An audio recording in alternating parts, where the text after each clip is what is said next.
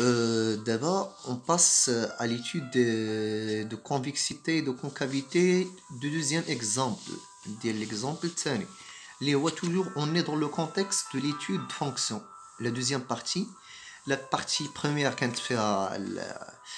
فيها l'étude des branches infinies فروع لا نهائية. La deuxième partie شفنا فيها l'exemple الاولاني غندوزو l'exemple الثاني في ليتود كونفكسيتي دو كونكافيتي اللي هي لا بارتي دوزيام في الدرس ديال دراسات الفروع اللانهائيه. ندوزو ثانيا اف لي اكس est égal racine x moins 1 racine x moins 1. دوغينافون الله يخليكم قبيله في السؤال في ليكزامبل الاولاني ما درت دي ال اف حتى قبل من الطابو. شفتو من هنا فصاعدا الشيء لي كيستيون اللي غتحتاجوا فيهم ان طابلو واخا ما يطلبوش منكم الدي ال اف واخا ما يطلبوش ما تكونش دوموندي لا ديتيرميناسيون دو دومين دو ديفينيسيون واخا ما تكونش مطلوبه نحددها. غنوريكم علاش لانه سي اون ايتاب انكونتورنابل غنوصلوا لها غنوريكم علاش في الاخر ديال في الانجاز ديال التمرين. غنوريكم علاش الدومين دو ديفينيسيون بالنسبه لي كيستيون اللي غنحتاجوا فيهم الان طابلو de variation, tableau de signe, tableau de convexité, concavité. اللي غنحتاجو فيهم اون جينيرال لي كيستيون اللي الانجاز ديالهم غنحتاجو فيهم ان طابلو ضروري لنا من تحديد الدي ال اف. الوغ الدي ال اف اون كومونس. الدي ال اف est égal x appartient à r x تنتمي ل r بحيث الصوره ديال x كتنتمي ل r. الصوره باش الصوره ديال x بالدلاله اون فونكسيون دو اف لي اكس باش تكون في هذه الحاله كتنتمي لاخ. الشرط هو ما تحت الجذر اللي فيه متغير يكون اكبر من او يساوي صفر، يعني تساوي اكس ابارتيون ا ار بحيث اكس اكبر من او يساوي واحد.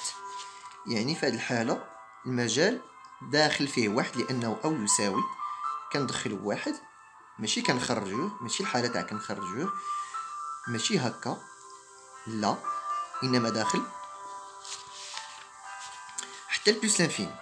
دابا pour étudier la convexité la concavité مسائل اللي غتكون فيها قاعده ولا علاقه ولا نحاول نكتبها بالستيلو احمر كتذكير pour étudier la concavité et la convexité, il faut calculer et étudier f seconde les x.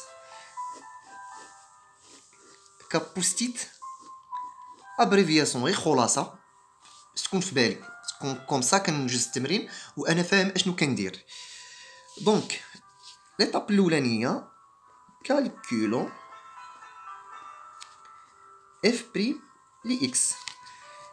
f prime li x est égal هذه الدالة هذه اللي عندنا بريم x بريم. كتذكير تاني جذر f لكل بريم est égal f بريم على جوج جذر f. f بريم على جوج جذر f يعني كتساوي على جوج دو racine x moins 1. x moins 1 prime divisé par 2 fois x racine x moins 1 est égal هذا لا ديريفي ديالو فيها واحد، هذا لا ديريفي ديالو فيها زيرو لأنه إن كونستانت. دونك واحد ناقص صفر هي واحد على جوج إكس ناقص واحد. واحد على جوج إكس ناقص واحد. دونك عندنا اف بريم هي هذه، ولكن حنا بو étudier la concavité la convexité il faut calculer خاصنا اف سكوند. يعني اف سكوند فيها سكوند ها بريم ها سكوند ها بريم ها سكوند هي اف بريم براسها بريم كلها بريم لو تو بريم est égal. هيا f prime عندي هنايا déjà calculé 1 divisé par 2 racine x moins 1 prime. كتذكير كذلك f على g الكل بريم راه ماشي هي اف بريم على جي بريم، لا، راه عندها علاقه ديالها، راه هي اف بريم فوا جي ناقص اف فوا جي بريم. هاد المره مقلوبه، هنا اف بريم هنا جي لي بريم، والترتيب مطلوب لانهم بيناتهم موان، بيناتهم ناقص. هنا كنبدا بالمقام، كنبدا بالبسط هو لي بريم فوا المقام عادي ناقص البسط عادي فوا المقام بريم، الكل مقسم على المقام او كاري. يعني في هذه الحاله غتولي عندي واحد اللي هو اف بريم فوا 2 اكس موان 1 ماشي بريم، لانه في المرحله الاولى ماشي بريم، ناقص واحد ناقص، الله يخليكم ما ديروش شي رمز اخر هنايا، شي علامه، راه كاين ناقص جوج جذر اكس ناقص واحد بريم، الكل divisé par le dénominateur au carré ماشي بريم au carré égal à 1 بريم 0 كونستانت بريم بصفه عامه كي قلنا واخا تكون فيها اي قيمه هي راه كونستانت ثابته ماشي متغيره بحال اكس، ف لا ديريفي ديالها او لا فارياسيون ديالها هي صفر ما كتبدلش، اما المتغير فهو كيتبدل من قيمه لقيمه. داكشي علاش كنقولوا لا فارياسيون، لا فارياسيون هي المعنى ديال البريم، هي ديال المعنى ديال الاشتقاق، يعني كتبدل، هذه ما كتبدلش، يعني التغير ديالها صفر كونستانت توجور، البريم ديالها لا فارياسيون ديالها فيها صفر. الصفر في اي قيمه واحده اخرى هنايا هي صفر، يعني هذا كله فيه صفر.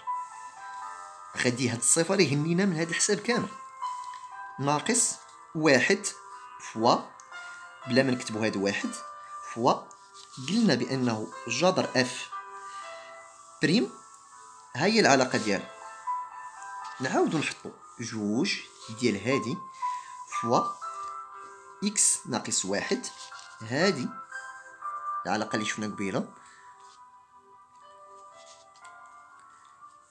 بريم على جوج جذر اكس ناقص واحد، على جوج جذر اكس ناقص واحد. وهنا هاد جوج اللي غيقول لي علاش ما دخلتهاش، غنقول ليه بانه اون كونستانت نسميوها ا توجور في اون فونكسيون بريم كتساوي ا فوا لا فونكسيون بريم، ممكن تخرج من تحت البريم لانها اون كونستانت، ممكن نخرجوها، كنقتصروا غير على اف بريم، ماشي فاش كيكون في الحاله ديال فاش كيكون الضرب، راه الحاله ديال فاش كيكون الضرب راه ماشي هي الحاله ديال فاش كيكون زائد ولا ناقص، راه هضره اخرى. فاش كيكون زائد ولا ناقص الاشتقاق ديال ان كونستانت راه فيه صفر، ولكن فاش كيكون الضرب راه كنخرجوها، كتولي على هذا الشكل هذا.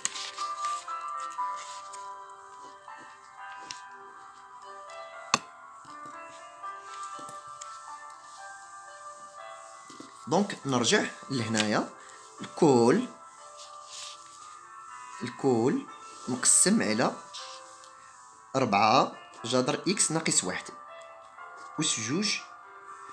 منين جبت هاد 4 ما فيها باش نذكرو الدروس ديال القوى، ا فوا بي أس ان تساوي ا أس ان فوا بي أس ان، يعني جوج فوا اكس ناقص واحد غاسين كل أس جوج كتساوي جوج أس جوج فوا هاد لا فالور أس جوج، جوج أس جوج هي 4 فوا هاد لا فالور أس جوج. الغاسين ديالها في ليطاب الجايه غنحيد الغاسين مع الكاري، يعني كتساوي، نختازل الصفر ناقص، غنحيد هاد الصفر مبقاش نكتبو، غنكتب غير الاشاره اللي قدامو، نختزل هاد الجوج مع الجوج اللي هنا. هذا بريم إكس بريم هي واحد ناقص صفر، هي صفر بلا ما نكتبو، على جذر إكس ناقص واحد. كتبقى ليا هاد لا فالور غاسين إكس موان زان. نعاود نذكر، بريم هذا بريم إكس بريم هو واحد ناقص واحد بريم هي صفر، واحد بريم هو صفر، يعني ناقص صفر، ناقص صفر بلا ما نكتبو، على إكس جذر إكس ناقص واحد، الكل على ربعة. نحيد هذا مع هذا، إكس ناقص واحد تساوي، نقلب المقامات، واحد على جذر إكس ناقص واحد فوا مقام على مقام، يعني المقلوب ديال المقام الثاني. هذا راه كان على واحد، يعني المقلوب ديالو هو 4 إكس ناقص واحد على واحد. لاحظوا معايا الله يخليكم هنا بأنه هاد ناقص، أنه هاد إكس ناقص واحد راه هو جذر إكس ناقص واحد فوا جذر إكس ناقص واحد، هو أس جوج هو اللي غادي يرجع ليا لهنايا. هذا غيعطيني هاد القيمة هادي كلها غتعطيني جذر إكس ناقص واحد أس جوج غادي تعطيني إكس ناقص واحد، يعني هاد لا فالور هادي اللي هنا راه هي هادي. بالتالي ممكن نكتبها على هاد الشكل هذا. علاش انا كتبتها على هاد الشكل؟ باش نختازل بما انه كينضرب هنا، نختازل هذا مع هذا وتشيط ليا واحد القيمه بسيطه اللي هي هذا مضروب في هذا هو ناقص جذر إكس ناقص واحد مع 4 اللي كانت قدامه، الكل مقسم على واحد. هذا غيبقى فيه واحد وهذا اصلا كان فيه واحد، يعني غيبقى عندي 4 ناقص 4 فوا جذر إكس ناقص واحد. هذا فيما يخص الحساب ديال اف سكوند. اف سكوند هنا كنلاحظوا انها، نعاود نكتبها في ورقه واحده اخرى،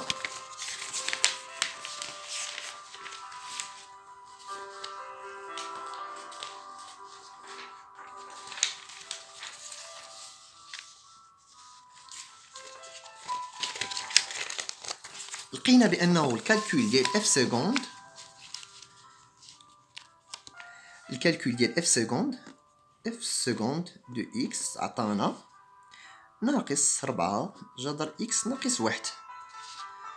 علاش انا اختزلتها من هذا الشكل لهذا؟ علاش هذا الشكل واخا صحيح ولكن ما خصوش يبقى الشكل النهائي؟ لانه حنا بصدد دراسه الاشاره، بصدد دراسه الاشاره، وهاد لا فورم هذه بسيطه في دراسه الاشاره.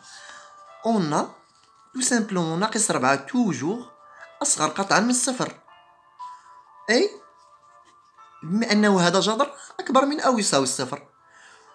هذا سالب وهذا موجب، وسالب فوا موجب كيعطينا سالب، يعني ناقص 4 فوا إكس ناقص واحد راه سالب، راه أكبر من أصغر من الصفر، أصغر من أو يساوي الصفر، لأنه هذا ممكن ياخد القيمة صفر، يعني يقدر يكون تيساوي الصفر، أصغر من أو يساوي الصفر.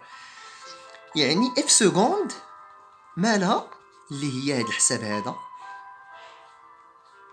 اللي هو اف سكوند مالو، اف سكوند دو إكس مالو أصغر من أو يساوي الصفر، سالب. بما أنه سالب فسي لي اف اي كونكاف، كونكاف يعني كونكاف. دابا نشوفو علاش كان خاصنا ندرسو جدول التغيرات. ممكن نلخصو هادشي كله على شكل جدول. اكس هنا اف سكوند دو اكس، هنا سي لي اف، هنا سي لي اف. اكس اش كنحطو هنايا؟ هاد الخط هذا الي توجور ديستيني او دي لي اف، كنحطو فيه دي لي اف، والدي لي اف حسابنا في الاول لقينا فيه من واحد حتى بلس لانفيني، يعني هادشي علاش حنا مضطرين سوا بغينا ولا ما بغيناش في اون كيستيون اللي خاصنا نحسبوا فيها، نرسموا فيها، نطراسيو فيها ان طابلو، مضطرين نحطوا دي ال اف فين ما حطيناه في المراحل. المهم نحطوه قبل المرحله ديال الطاولو، لان هذا الخط هذا خاصنا نحطو فيه مجموعه ديال التعريف. هنا اف سكوند لقيناها توجور موان، يعني السي اف كونكاف كنكتبوها بهذا الشكل هذا. وفي هذه الحاله ما كتبدلش الاشاره ديالها، يعني ما كاينش ان بوين، ما كاينش ان بوين دانفليكسيون، ما كاينش ان بوين دانفليكسيون.